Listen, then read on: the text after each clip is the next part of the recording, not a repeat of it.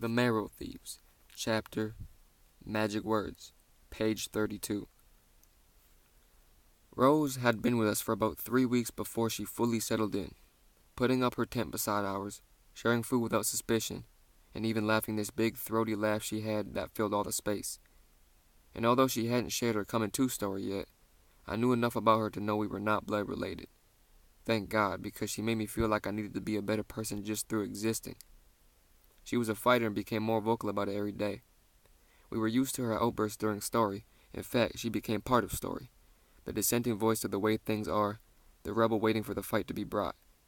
And we loved the way she rebelled anyway. Having been raised by old people, she spoke like them.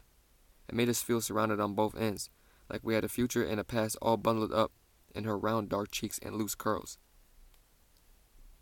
It was a beautiful night in that time of year when the bugs go to sleep, so we stayed together by the fire instead of zipping into our tents. Rose was moody and made a sudden declaration into the quiet. We should go after the government assholes ourselves, no more running. She threw her hands out. The fire made the shadows of her fingers into a huddle of people against the trees. Old Minerva watched the new shadow people, slowly clapping her hands at their firelight jigging. Mig poked the fire. We've survived this before. We will survive it again. Trust that there is always someone who has taken the greater good as a mission. Mig squashed his dying smoke under his heel and stretched out his legs, making a pillow between his head and the log with his hands. Beside him, Minerva was now beginning to snore, her head slumped into her shoulder. A ball of string clutched in her hand. Rose set it back, down, and we slowly placed our limbs into sleep positions under the wide, wide sky. Someone better come up with a plan soon, by the Jesus. Or I'll make one. She said it more to herself than to any of us. I watched her, her eyes deep and reflective, her lips moving with whispers about action and the people and all the damn world itself. I'd never seen anyone who looked like Rose before. She says she got her looks from having a black father. Holla. Her small, wide nose, her dark, severe bones. I think it had more to do with her stubbornness and the way it got caught up in her eyebrows and dimples when she was overthinking something. When she closed her eyelids over those mirror eyes, I turned to the woods and invited the dreams in, hoping they'd include the last face I memorized in profile. You boys need to work on your hunting. But there's, no animals around here, Mig. Mig put his hands on his skinny hips and sighed, shaking his head down as he exhaled. It doesn't matter. They'll be back. And you need to be ready. Besides, maybe if you were better at hunting, you'd catch one of the dozen or so animals that are around here. He was addressing Slopper, who kicked rocks with the toe of his beat-up Converse. We stood in the trees in a circle around Mig, who was loading his gun while he gave us charge for the day. We did this every second or third day, depending on the weather. Sometimes it was hunting, others it was shelter building. Mig said it was apocalyptic Boy Scouts. We didn't know what in the hell he was talking about, but we liked fashioning bows and arrows and whipping into each other through the bush and feeling all chiefy. We took turns, splitting into groups, hunting and homestead, switching off every 3 months. The homesteaders were back at their campsite, packing up for the next slide northward and watching Minerva, who had been braiding Riri's hair and tapping out a tune on the top of her head in pauses when we left them. We were lucky we had Mig to learn from instead of Minerva to babysit. We clambered out of the camp, all elbows and bravado, feeling our superiority, owning our luck. Rose, her massive curls tangled on her head in a sloppy bun, shot me a look from the tent she was dismantling, having been stuck with the homesteaders. I watched my feet navigate the tripwires we'd set up yesterday and avoided her disdain. You gotta know how to tell animals are nearby. How would you do that? Anyone? Slopper's hand shot up, exposing his round belly hanging out the bottom of his shrinking t-shirt. All of our clothes got worn to dust. It was rare to come across anything out here. And even if we did, you had to wear the new boots and whole sweater a few weeks before you forgot a dead man had worn it. I'd lucked into a pair of fleece-lined army pants 2 winters past. They had been frozen to a low branch where someone must have left them to dry. I rolled them 3 times on each leg and kept them up with a rope for forever. Just this season I've finally been able to let them hang to their full weight, because I had pants and a coat and even gloves with only 2 fingers worn the skin. All clothes we found were passed on to the others, Soon enough, I'd be looking for new pants, and the goods would go my way first. Mig tried not to sigh, but he did, a little. Yes, Slopper. You see them? Okay, Slopper, if they're close enough for you to see them, there better be already a bullet or an arrow on the way to take them down. Anyone else have any ideas on how we can track them to get close enough to shoot? Chiboy answered. Ground marks. Okay, like what? Shit. My face got hot when the others left. That's right, Frenchie. If you see shit on the ground, you know the asshole who dropped it must be close by. Mig's response brought fresh peals of laughter, including my own. You can also tell by its freshness how long ago the animal was at that spot. Anything else? We spent the morning talking and looking at examples of trees gored by shedding antlers and branches snapped by lumbering bodies. Wob led us through the bush and trying to demonstrate the movements required to take prey by surprise. It was after midday when we began the walk back to the camp with a couple of rabbits and one patchy-furred squirrel for lunch before an afternoon march to the next bunking. I was walking with Slopper and Chiboy. We were singing a song we'd made up, an old-timey round dance double beat. Chiboy had a beautiful high voice, and when he sang, he squinted his already small eyes to slits. It made him look like the friendliest giant in the forest. I loved watching him sing. Slopper hammed it up a bit, trying to mimic and trying to pretend that wasn't the case. We sang it around and around in our warbling voices, somewhere between youth and where they would settle, like bees around a single flower. We were delirious with it, tossing the chorus back and forth between us like a ball, making up new lyrics as we grew bored with the old ones. Mig was already quiet. Usually, as about the 6th time through, he'd snap at us to shut it. But today, he just kept 2 paces ahead. He didn't even yell at the twins for lagging behind to pick up interesting-looking rocks for their growing collection. Maybe you should collect feathers instead of rocks. It's not the smartest collection when you're on the run, he told them more than once. I jogged up to meet his pace. Hey, Mig, what's up? He kept cadence and didn't answer for a full minute. Birds are too quiet. Maybe they went ahead. But why? We came into the camp from the east, stepping over the wires and ducking under the hanging bales.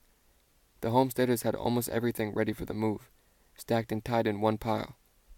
There was just a dinner fire glowing, and the people themselves, sitting on the fallen logs we dragged around the pit like they'd been waiting all day for our lazy asses to get back. I searched the faces for Rose. When I found her, I looked away and then just happened to stumble over to her log to sit. Meg handed the catch to Wob. As the only woman in the bunch, other than crazy old Minerva, the management of the cooking fell into her domain. Not that she had to cook everything herself, just that she got to say who did it and how. As the woman of the group, she was in charge of the important things. Even though she'd hunted that day, she decided to take care of things herself. Wob gathered her long bleached hair into a ponytail, looked us over once with her small dark eyes, and then set about skinning the animals on a flat rock with her beloved blade.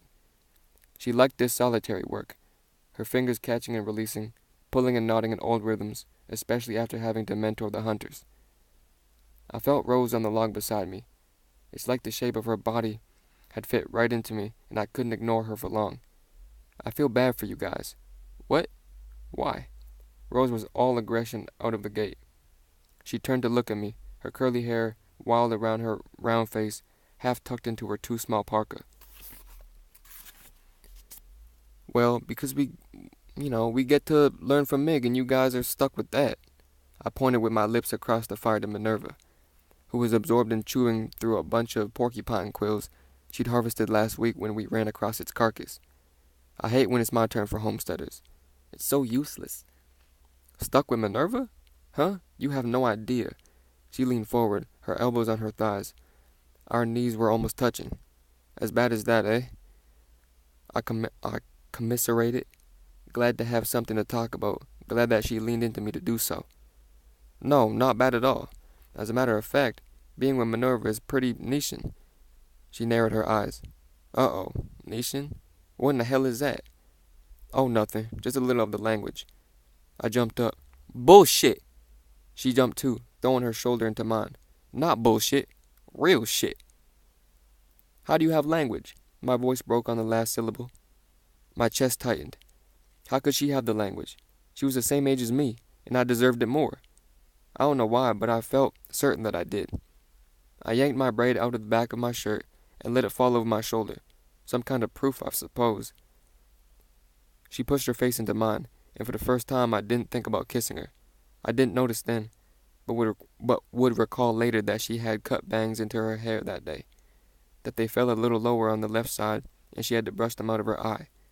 Minerva. Minerva has the language, and us poor guys are stuck with her, so we learn. She used her fingers to put air quotes around poor guys. Then she used those same fingers to push me in my chest. I had to turn away.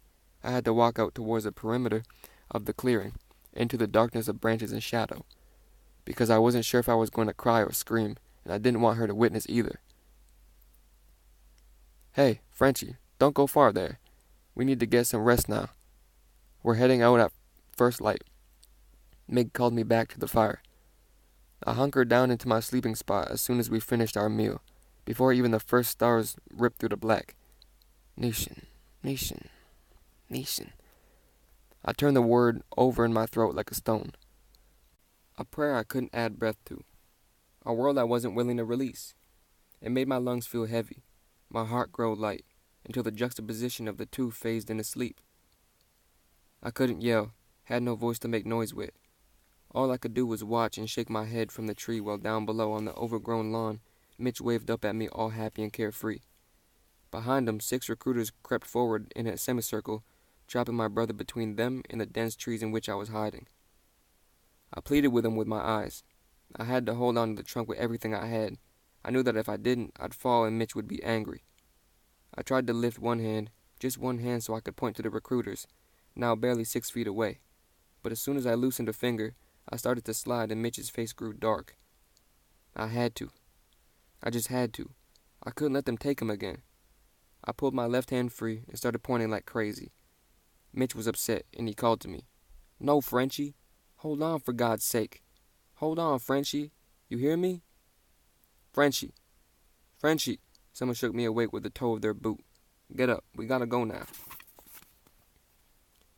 I woke up sweating. Ziguan standing over me, his brother, Tree, slightly behind him. They'd hit a growth spurt this past summer. It made their almost consistent silence a little more intimidating. My sleeping bag was wedged between my legs in a sweaty twist of polyester and anxiety.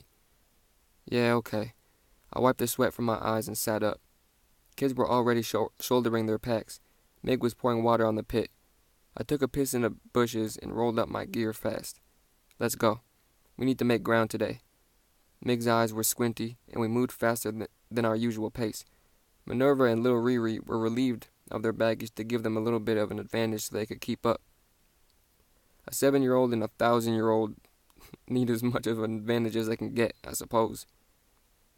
We had walked for almost an hour before I felt the last fingers of the dream loosen from my lower back. The sun was warm this morning, even as we edged further north and further into the season. It means good. It was Rose. She'd caught up to me, even with the added weight of Riri's roll attached to her own with a fraying bungee cord. I looked at her, a question in my eyes. Nation. It means good. I kept my eyes on the trail ahead. I didn't mean to, but I said it anyway. So, she said. If you want to know what Minerva tells us, I'll share. I took 3 strides before I could answer. Okay. Okay? Yeah, okay. She punched my arm. I couldn't help but smile. I wanted to say her name, to feel it rumble past my teeth. Yeah, Rose. That sounds Nation.